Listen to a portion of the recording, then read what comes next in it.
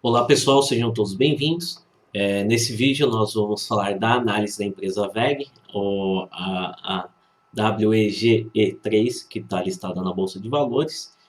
Essa análise é uma análise contábil, é um princípio, é um dos aspectos a serem avaliados no amplo da análise fundamentalista. Eu não vou indicar aqui se você deve ou não comprar as ações da empresa. O intuito aqui é fazer nada mais do que análise financeira, análise contábil da empresa, verificar como que está a saúde financeira da empresa.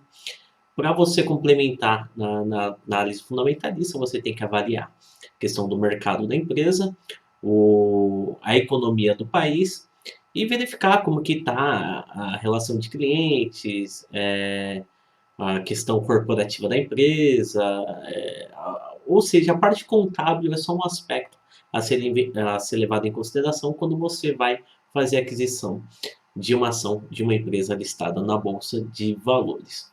Bom, vou começar aqui, eu vou espelhar minha tela.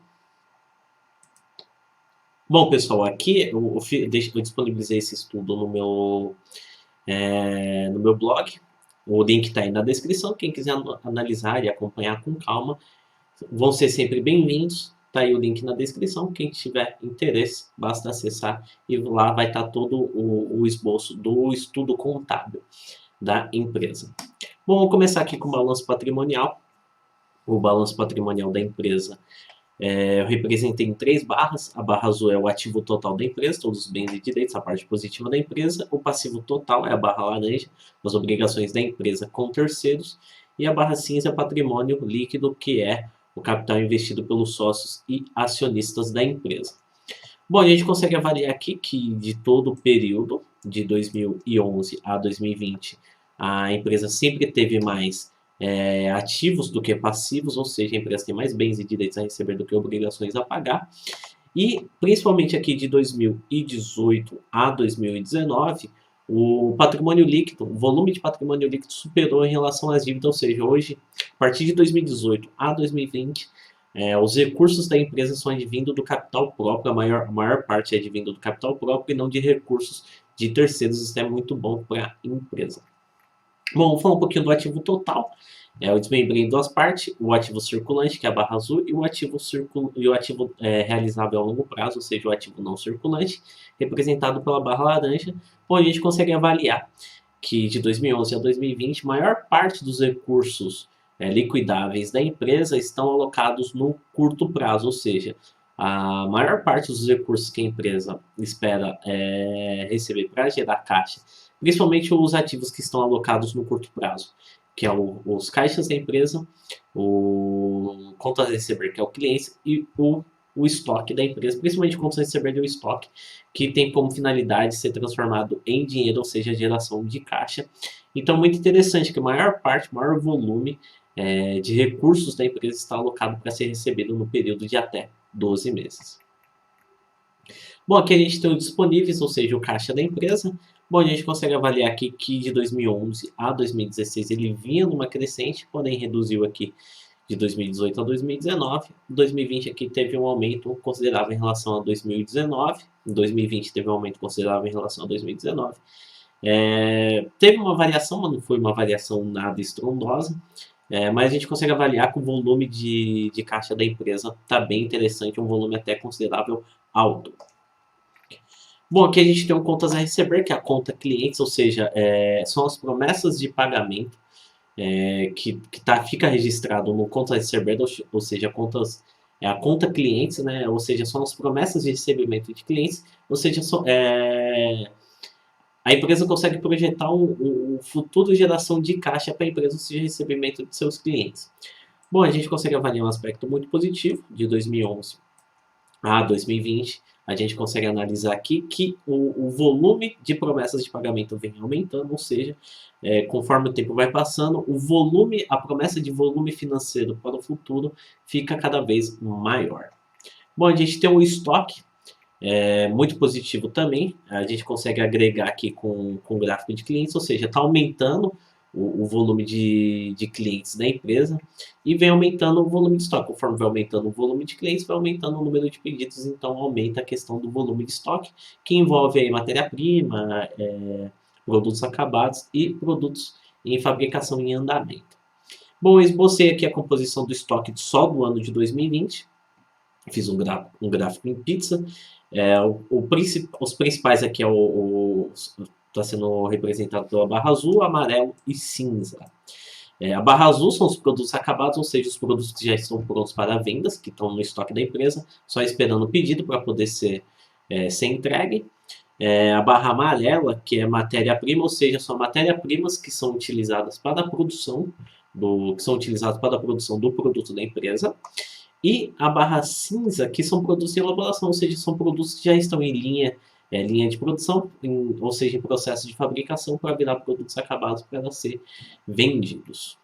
Bom, a gente consegue avaliar, tá, a maior parte do estoque da empresa, está bem equivalente, né, a questão da matéria-prima, produtos de elaboração e produtos acabados, a maior parte do estoque da empresa, não está muito diferente, não está variando tanto assim, não está uma diferença muito grande, que são os produtos acabados, ou seja, a maior parte do estoque da empresa hoje é produtos acabados, ou seja, produtos que já estão prontos, só esperando pedidos para serem vendidos. Bom, vamos falar um pouquinho do passivo. O passivo total a gente consegue avaliar aqui de 2011 a 2020 aqui vem numa crescente, se a gente traçar uma linha imaginária, né? Mas teve uma pouca variação. O passivo total são as obrigações que a empresa tem a pagar para terceiros, empréstimos, financiamentos, fornecedores e impostos e salários a pagar, ou seja, obrigações com folha salarial. Bom, a gente tem a composição do passivo, a gente consegue avaliar como que está dividido o passivo no passivo circulante e passivo não circulante, ou seja, as obrigações que a empresa tem a pagar no período de curto prazo e as obrigações que a empresa tem a pagar no período de longo prazo. Bom, a gente consegue avaliar aqui que a maior parte do período, a maior parte da dívida da empresa, a maior parte das obrigações que a empresa teve que pagar, teve que honrar, foi no período de curto prazo, ou seja, no período dentro de 12 meses. Bom, aqui a gente vamos falar um pouquinho demonstrativo do resultado do exercício, ou seja, a questão operacional da empresa, verificar a questão da lucratividade. Bom, a gente consegue verificar que a primeira conta é receita líquida de vendas, ou seja, o total de vendas da empresa, positivo, que a gente pode agregar com relação ao estoque e o volume de clientes. O volume de estoque vai aumentando, o volume de clientes também vai aumentando, então, em contrapartida, o volume de vendas da empresa vem crescendo período após período, com o principal destaque aqui de 2018 a 2020, que esse crescimento ficou mais inclinado. Bom, tem o resultado bruto é a primeira conta, a primeira apuração de lucro da DRE. Aqui a gente consegue verificar a questão da lucratividade da empresa com o seu principal produto, não seu principal produto, fugiu a palavra agora, com o seu principal ramo de atividade, né? A gente consegue verificar o nível de lucratividade da empresa com que a empresa foi, qual foi o intuito de instituição da empresa, ou seja, o seu principal ramo de atividade. Bom, a gente consegue avaliar aqui que de 2011 a 2020 a empresa sempre lucrou e vem em constante crescimento, com o principal destaque aqui de 2018 a 2020. Bom, aqui a gente vai falar um pouquinho do EBITDA. O EBITDA é considerado aí, por muitos analistas, um dos principais contas de apuração de resultado da empresa. Aqui a gente consegue verificar o nível de lucratividade da empresa como um todo. Aqui a gente envolve o principal ramo de atividade, mas outras operações que envolvem a empresa, mas que não está ligado ao seu principal ramo de atividade. Por exemplo, venda de algum ativo são recursos que vão entrar no caixa da empresa, mas que não está ligado ao seu ramo de atividade. Por exemplo, venda de um ativo fixo, de algum veículo, que são recursos que vão entrar no caixa, mas que não está ligado ao seu principal ramo de atividade, e despesas que vão diminuir o caixa, mas que não estão ligados ao principal ramo de atividade da empresa, por exemplo, despesas com material de escritório, salário do pessoal de escritório, manutenção predial, produtos de limpeza, ou seja, todas as despesas que envolvem, que estão ligadas à empresa, mas que não está ligado ao seu principal ramo de atividade. Bom, então, ou seja, aqui a gente consegue verificar o nível global, de lucratividade da empresa, ou seja, envolvendo todos os processos da empresa antes do envolvimento de despesas e receitas financeiras e os impostos pagos. Bom, a gente consegue avaliar aqui que de 2011 a 2020 o EBITDA vem em constante crescimento, também muito parecido com o lucro bruto, ou seja, a empresa como um todo ela está bem lucrativa, com principal ênfase aqui de 2018 a 2020, que também a questão da lucratividade, o crescimento da lucratividade acabou inclinando mais em relação aos anos anteriores, principalmente de 2011 a 2017. Bom, vamos falar um pouquinho do resultado financeiro. O resultado financeiro a gente consegue avaliar se a empresa teve lucro ou prejuízo com as suas operações no mercado financeiro, que envolve juros que ela paga de empréstimos e financiamentos, variação cambial, rendimento de investimentos que a empresa faz na bolsa de valores ou até em renda fixa. Bom, de 2011 a 2016 a empresa teve lucro, um lucro forte, foi bem positivo em relação às suas operações no mercado financeiro, reduziu bastante em 2017, 2018 chegando ao patamar de prejuízo, ou seja, a empresa teve mais despesas do que receitas no mercado financeiro, e de 2018 a 2020 só vem afundando. Bom, eu esbocei aqui a composição das despesas financeiras para verificar o que está impactando mais essas despesas financeiras da empresa no ano de 2020. Bom, eu consegui avaliar aqui que 77% de todas as despesas financeiras da empresa é proveniente da variação cambial, ou seja, o que está pegando realmente o que está impactando bastante nas despesas financeiras é a variação cambial por conta do aumento do dólar. Bom, aqui a gente tem o lucro e prejuízo, ou seja, a última conta da DRE a gente consegue avaliar o nível de lucratividade da empresa, o prejuízo, somando todas as receitas e diminuindo contra todas as despesas da empresa. Bom, a empresa nunca teve prejuízo de 2011 a 2020 e vem no constante crescimento e com destaque novamente de 2018 a 2020. Bom, vamos falar um pouquinho da análise do endividamento. O endividamento é um assunto muito importante para a questão de avaliação da empresa. Bom, a gente consegue avaliar aqui que a questão do lucro bruto da empresa, lucro bruto não, da questão da dívida bruta, sumiu aqui a minha caneta, sumiu. Bom, a dívida bruta são os empréstimos e financiamentos, tanto no curto prazo quanto a longo prazo. Bom, a gente consegue avaliar aqui que de 2011 a 2015 vinha num constante aumento, ou seja, a empresa vinha se endividando de 2011 a 2015, vem reduzindo esse endividamento de 2016 a 2020, sendo 2020 o menor período que a empresa se endividou, o período que a empresa menos se endividou do período estudado, de 2011 a 2020. Bom, a gente tem a dívida líquida. A dívida líquida a gente pega a dívida bruta menos os disponíveis da empresa, ou seja, o caixa da empresa. Se ficar no patamar negativo, quer dizer que o caixa da empresa é superior à dívida bruta da empresa. E se estiver no patamar positivo, quer dizer que a dívida bruta é maior que o caixa da empresa. Bom, avaliando aqui, o único período que ficou positivo foi 2011, 2012, 2015 e 2018.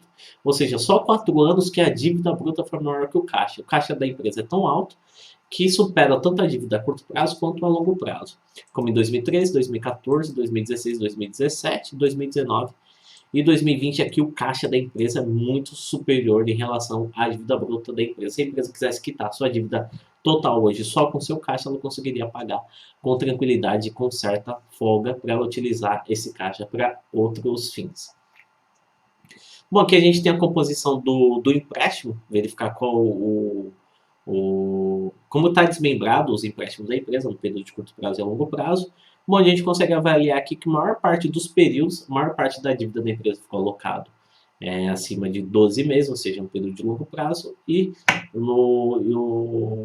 menor parte ficou alocado no período de curto prazo, ou seja, a empresa consegue girar seu caixa, girar seu estoque, receber dos seus clientes e gerar caixa o suficiente para poder honrar esses compromissos com folga e tranquilidade. Mas como a gente avaliou no gráfico anterior, na questão da dívida líquida, a gente consegue avaliar que, principalmente em 2020, a maior parte dos períodos da empresa sempre teve mais caixa do que dívida total para poder honrar esses compromissos dela com bancos e financeiros, que é um capital que tem custo, pagar com tranquilidade. Bom, aqui a gente tem o retorno da dívida investida. O retorno da dívida investida, a gente consegue avaliar aqui qual foi a participação da aplicação de recursos de terceiros na questão da lucratividade da empresa. Ou seja, qual foi o retorno? a empresa pegou os empréstimos e financiamentos, colocou nas suas operações com o intuito de aumentar a sua lucratividade. Então a gente consegue verificar aqui qual foi a participação do endividamento da empresa no lucro, na questão da lucratividade da empresa, e a gente compara com os juros, que é o custo desse capital, e a gente consegue analisar se o retorno que a empresa teve através desses empréstimos e financiamentos conseguiu cobrir pelo menos os juros, o custo desse capital. Bom, eu representei aqui o retorno da dívida investida como uma barra azul, e o custo do capital, que é o juros sobre os empréstimos, como barra laranja, e a gente consegue avaliar aqui que de todo o período de 2011 a 2020, a questão do retorno que os empréstimos e financiamentos trouxeram para a empresa conseguiu cobrir esse custo desse capital e ainda ficou uma sobra para a empresa aproveitar essa lucratividade para poder investir nas suas operações, o pagamento de dividendos ou pagar o pagamento dividir os lucros entre os sócios e acionistas, pagamento de dividendos, ou até reinvestir mais capital na empresa para que a empresa possa crescer mais e a empresa crescer mais com capital próprio e não com capital de terceiros. Bom, vamos falar um pouquinho aqui da análise, vamos falar um pouquinho agora dos índices, vamos pegar os dados que estão alocados no balanço patrimonial e no DRE, que é o demonstrativo do resultado do exercício, e fazer um estudo em questão da análise da rentabilidade da empresa. Bom, aqui a gente tem o retorno sobre o patrimônio líquido, então a gente consegue verificar aqui, para cada R$100 que a empresa lucrou, para cada R$100 que foi investido no patrimônio líquido, quanto esses R$100 se transformou em lucro para a empresa. Bom, a gente consegue avaliar aqui que de 2015 não, de 2011 a 2020 ficou numa média entre R$15 e R$20, ou seja, de 2011 a 2020 a empresa teve um retorno de lucratividade do patrimônio líquido, ou seja, para cada R$100 que a empresa investiu no patrimônio líquido, do que os sócios e acionistas investiram na empresa, ele teve um retorno aí aproximadamente entre R$15 e R$20, é uma média de R$18 para cada R$100 investido. Bom, aqui a gente tem o retorno sobre o total, sobre o ativo total. Aqui a gente consegue avaliar para cada R$100 que foi investido, que foi atribuído ao ativo total da empresa, quanto se transformou em lucro. Bom, aqui já foi um pouquinho diferente da questão do retorno do patrimônio líquido. Se a gente traçar uma linha imaginária vem numa crescente, isso é muito bom, quer dizer que a questão da lucratividade da empresa vem crescendo em relação ao ativo total. E se a gente traçar uma média aqui, ficou na casa entre R$6 e R$12, ou seja, para cada R$100 que a empresa investiu no ativo total, nas suas operações aí, ela teve um lucro entre na casa de R$6 a R$12, aproximadamente. Bom, aqui a gente tem a margem líquida, que a gente consegue verificar de cada R$100 que foi vendido, quanto se transformou em lucro. E ficou próximo da casa de 12%, ou seja, para cada R$100 que a empresa vendeu, R$12 virou lucro. Então, a margem líquida ela ficou sempre bem estável, com pouca variação. O pior período aqui foi em 2012, melhor período em 2020, mas ficou próximo da linha de 12%, ou seja, na média geral, aí para cada R$100 que a empresa vendeu, R$12 virou lucro. Bom, aqui a gente tem o giro do ativo. O giro do ativo, a gente consegue analisar aqui. Deixa eu só pegar minha colinha aqui, porque só para não falar besteira. Que isso aqui eu não lembro o que quer dizer o giro do ativo. É a capacidade do ativo em gerar vendas. Ou seja, qual foi a capacidade do total que foi investido no ativo, o quanto se transformou em vendas. Bom, a gente consegue avaliar aqui. Ficou numa média aqui de 2011, ficou próximo de 60%, veio numa crescente até 2020, ficou próximo da casa de 80%, ou seja, do 100%, principalmente aqui em 2020, do 100% que a empresa investiu no ativo total, 80% virou volume de venda, não de lucro, volume de venda para a empresa.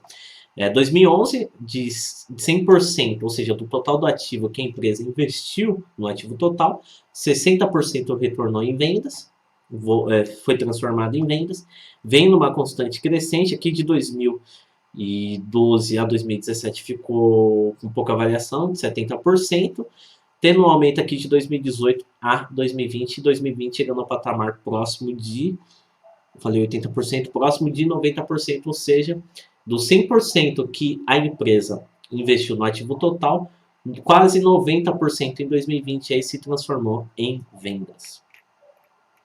Bom, vamos falar um pouquinho da análise da estrutura de capital. Aqui a gente tem a participação de capital de terceiros no passivo total, ou seja, do passivo circulante mais o passivo exigível mais o patrimônio líquido. Desse montante de capital, qual o percentual que representa recursos de terceiros? Aqui o ideal, quanto menor, melhor. Quanto menos participação de capital de terceiros, melhor. Bom, a gente consegue avaliar também se traçar uma linha imaginária está em decréscimo, ou seja, vem caindo período após período, de 2011 a 2020, chegando a 2020 aqui no patamar de 40%. Se tiver abaixo de 40%, representa o quê? Que a maior parte do capital que foi investido na empresa é advindo de recursos próprios, ou seja, do recurso investido pelos sócios acionistas, e menor parte, 40% apenas, foi investido através de recursos de terceiros, ou seja, de recursos que a empresa vai precisar devolver para o mercado. Então aqui o ideal é sempre estar abaixo de 50%, se estiver abaixo de 50% representa que a menor parte dos recursos advém de recursos de terceiros, maior parte de recursos próprios. Bom, aqui a gente tem a participação de capital de terceiros no patrimônio líquido. Bom, a gente consegue avaliar, a gente pega o patrimônio líquido e faz uma comparação desse volume do patrimônio líquido, qual é o volume de dívida total da empresa. Se estiver acima de 100%, quer dizer que a maior parte da dívida da empresa é advindo de recursos, quer dizer que o recursos de terceiros é superior ao recurso próprio. Se estiver abaixo de 100%, quer dizer que o patrimônio líquido é superior o recurso de terceiros, ou seja, a empresa está sendo mais operada através de recursos próprios do que com recursos de terceiros. Bom, de 2011 a 2020 vem um constante decremento, ou seja, vem caindo, e ficou abaixo de 100%, que é essa linha aqui, ó, a partir de 2018. Então, do período estudado de 2011 a 2020, só a partir de 2018 que os recursos próprios foi superior aos recursos de terceiros. Então, bem recente aí que os recursos de terceiros foram inferior ao patrimônio líquido, ou seja, os recursos próprios dos sócios e acionistas. Bom, aqui a gente tem a imobilização de recursos permanentes, então a gente faz um comparativo do ativo imobilizado lá da empresa, que são os maquinários, são os prédios da empresa, em relação a representatividade que foi investido através do patrimônio líquido e de recursos do exigível a longo prazo. Bom, a gente consegue avaliar que de 2011 a 2020, principalmente que de 2013 a 2020 teve pouca variação e sempre esteve abaixo de 50%. Quando está abaixo de 50%, quer dizer que os recursos que a empresa pegou do exigível a longo prazo e do patrimônio líquido conseguiu investir todos os seus... Só com o que a empresa investiu de capital, que é exigível a longo prazo, que é o passivo exigível a longo prazo e o patrimônio líquido, conseguiu investir tranquilamente no ativo imobilizado da empresa, conseguiu pagar com tranquilidade, e ainda ficou uma sobra para a empresa poder investir no seu ativo circulante. Se estiver abaixo de 100%, quer dizer que a empresa conseguiu empregar todos esses recursos a longo prazo no ativo imobilizado, e o restante, a diferença para chegar até os 100%, a empresa conseguiu investir nos seus recursos de curto prazo. Bom, vamos começar aqui com a análise de liquidez. Bom, vamos começar aqui com o retorno sobre o patrimônio líquido. O retorno do patrimônio líquido, como está escrito aqui, demonstra a rentabilidade do dinheiro investido pelos acionistas da empresa. Bom, aqui a gente consegue verificar, para cada R$100 que foi investido pelos sócios e acionistas, quanto virou venda. Bom, a gente consegue avaliar aqui que ficou no patamar entre 15 e 20 reais, ou seja, para cada 20 reais que foi investido pelos sócios e acionistas, ficou numa casa entre 15 e 20 reais, virou retorno de vendas para a empresa. Bom, vou falar um pouquinho aqui do retorno do ativo total. Eu tô com a impressão que eu já falei disso daqui, hein?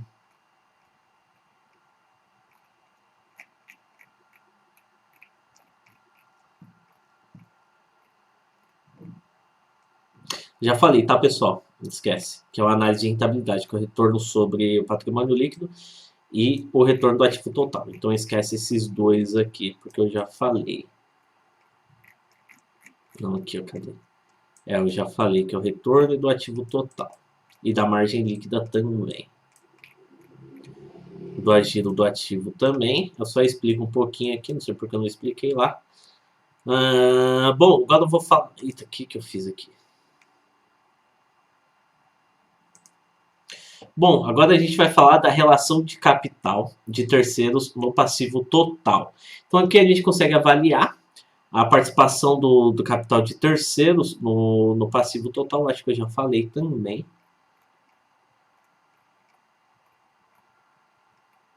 Já falei também. Nossa, eu tô repetindo aqui, caramba. Já falei, não tem necessidade de falar de novo.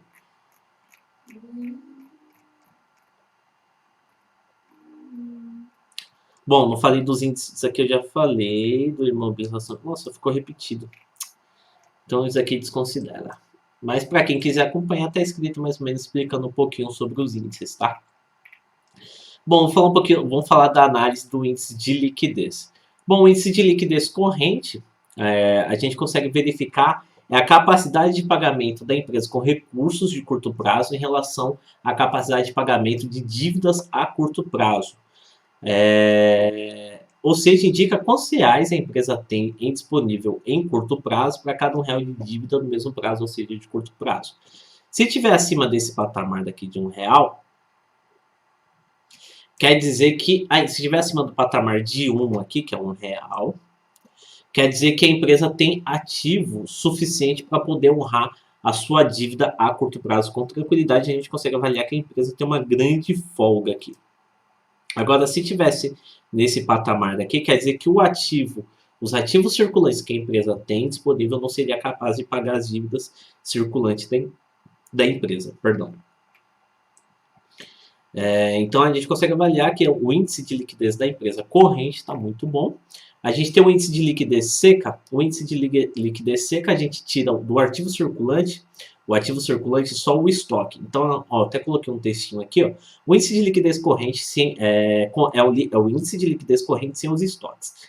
A liquidez seca considera que, apesar dos estoques fazerem parte do ativo circulante, podem não ser vendidos no mesmo prazo em que vencem as dívidas. Ou seja, dependendo da empresa, o estoque ele não tem tempo suficiente para poder girar, para poder gerar caixa para a empresa poder pagar as suas dívidas.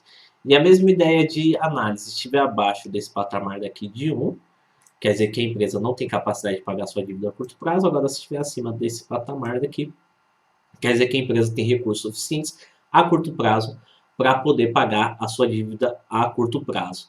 E tirando os estoques, a gente consegue avaliar um ponto muito importante, quer dizer que a empresa, mesmo tirando os estoques, por ser uma indústria, o estoque da empresa é alto, ela consegue honrar a sua dívida a curto prazo com certa folga e tranquilidade.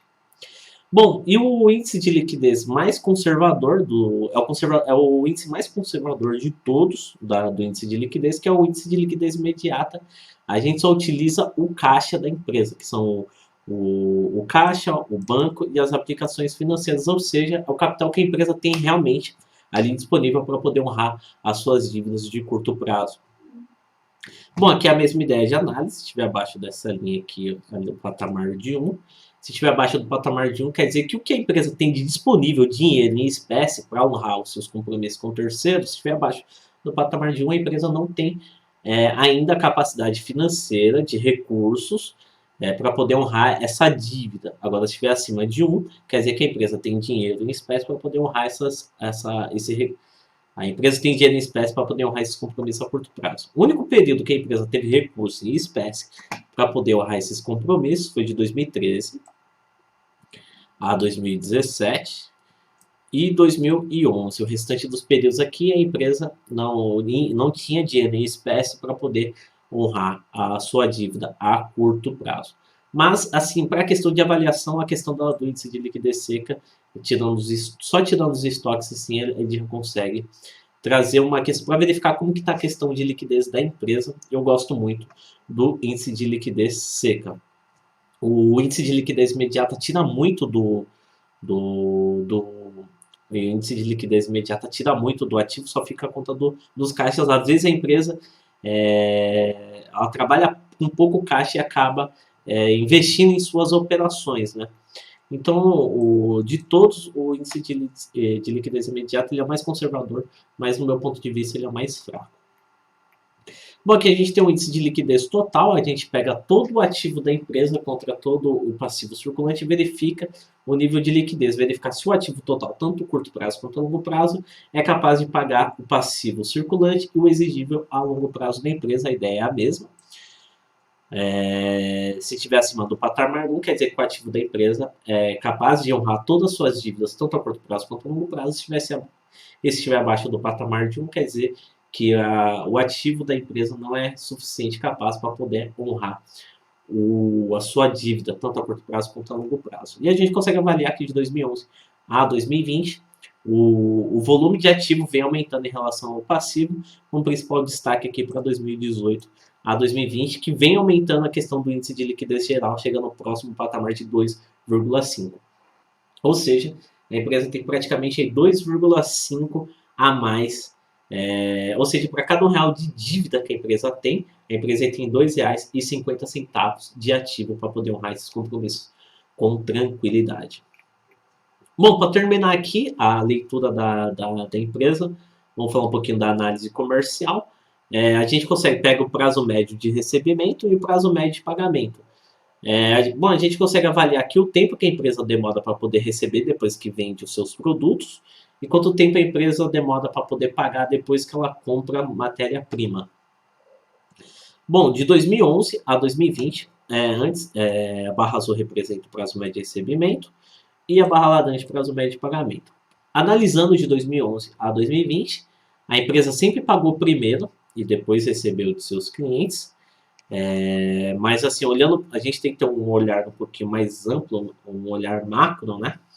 Que a empresa, mesmo que a empresa sempre ela paga primeiro e depois recebe dos seus clientes, como que a gente consegue avaliar aqui, a empresa tem um bom volume de caixa, então ela não precisa lá estar pegando empréstimos e financiamentos, tá vendendo as suas duplicatas para o banco para poder alimentar seu caixa. Ela já consegue trabalhar bem seu caixa, então ela consegue sobreviver um tempo aí, sem receber de seus clientes para poder pagar os seus fornecedores e sem a necessidade de ficar pegando os empréstimos e financiamentos, como que a gente pode avaliar os estudos. A empresa vem diminuindo em relação à captação de empréstimos e financiamentos. E olhando aqui a análise comercial, o prazo médio de recebimento de clientes vem diminuindo e o prazo médio de pagamento está estagnado. Ou seja, isso daí é muito bom. O prazo médio a empresa está demorando menos para receber de seus clientes e seu prazo médio de pagamento está estagnado. O ideal é que os próximos períodos venham diminuindo, a empresa vem adiantando esses recebimentos, vem diminuindo esse tempo de recebimento de seus clientes. E se ela conseguir aumentar o tempo, conseguir negociar com seus fornecedores, aumentando o tempo de pagamento dos seus fornecedores e diminuindo o tempo de recebimento dos seus clientes, é excelente para a empresa. Mas olhando para a análise comercial, está uma diferença grande do tempo de recebimento com o tempo de pagamento. Mas como um todo, como que a empresa tem um caixa muito forte, tem um volume de caixa muito bom, a empresa não tem necessidade de ficar pegando empréstimos e financiamentos para poder continuar as suas operações, aí poder honrar os seus outros compromissos, como folha salarial, os empréstimos e financiamentos, e impostos, ou seja, todas as despesas que a empresa venha a ter aí no seu ano operacional.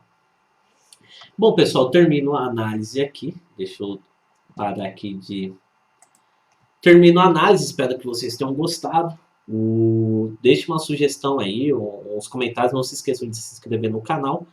O link do estudo, para quem quiser dar uma olhada com mais calma, está aí na descrição. Espero que vocês tenham gostado. Um grande abraço, sucesso a todos, até os próximos vídeos.